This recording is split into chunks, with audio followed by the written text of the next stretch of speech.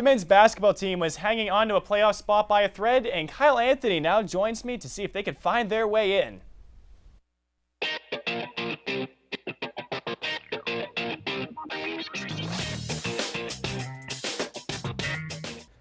Well, Chris, the Point Park University Pioneers came into this past weekend needing one win to secure a playoff spot. The team that they would have to face to get these victories were Cincinnati Christian and IU East. The other event going on this weekend was Gabe McNeil had a goal of reaching 1,000 points for his Pioneer career. He came into this weekend needing 22 points. In the first game of the weekend, the Pioneers took on Cincinnati Christian. The first half was tough, and the Pioneers went in with a lead of 32-30. The Pioneers shot 48% in the first half. During the second half, the Pioneers shot even better. The Pioneers shot an amazing 61%. The Pioneers outscored the Eagles in the second half 50-38. The Pioneers ended up winning the game 82-68, which gave the Pioneers a spot in the playoffs. The Pioneers shot 34% for the game. Nick Brown was the high scorer with 23 points, and then Gabe McNeil was right behind him with 22. Those points gave Gabe McNeil 1,000 for his career. He hit a three at the end of the game to give him 1,000.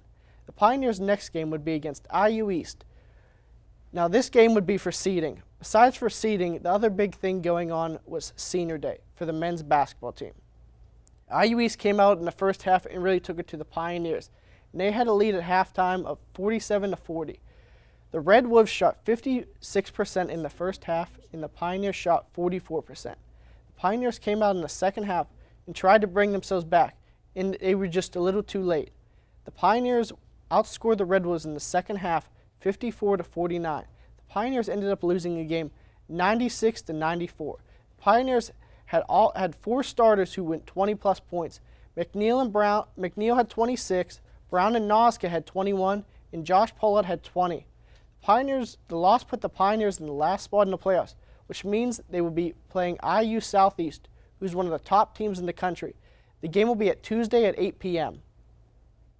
Now, Kyle, the Pioneers have drawn IU Southeast in the first round, someone they've struggled with the last 2 years, but they've really pushed them a little bit this year. Kyle, is there any chance the Pioneers can really pull off the upset? You know, Chris, you always want to have hope, but I just don't think it's going to happen. I think that IU Southeast is going to play a game like the Pioneers run. They're going to go up and down, but IU Southeast just has too much talent, and the Pioneers just are gassed. They don't have the bench to run around and play that style.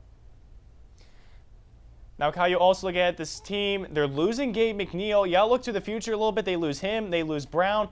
How big is it for the Pioneers to find some replacements for them? And they also lose Robbie Hetherington as well. It's going to be big. The Pioneers are going to lose four seniors who've all contributed a lot. Nick Brown's come in this season and done a little bit. And then Josh Pollett's done a lot for his career coming off the bench and also doing some scoring of late. Gabe McNeil's just been a constant presence, and Robbie Hetherington's been a solid force. So the Pioneers are really going to have to do some recruiting in the offseason and hope some of these players they have on the bench now step up and are able to take a bigger role in seasons to come. All right, thanks, Kyle. The Winter Olympics finished up over in Sochi, Russia. It may not have felt like winter, though, with temperatures being well above the freezing point.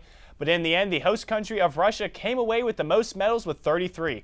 The United States came in second with 28. They were followed by Norway with 26, Canada with 25, and the Netherlands closed up the top five with 24. The U.S. left some medals in Russia, though, with Olympians such as Shaun White and Shawnee Davis not being able to come home with any. In the NFL, teams are welcoming a surprise to the salary cap. Teams will have more money to invest in their teams this offseason.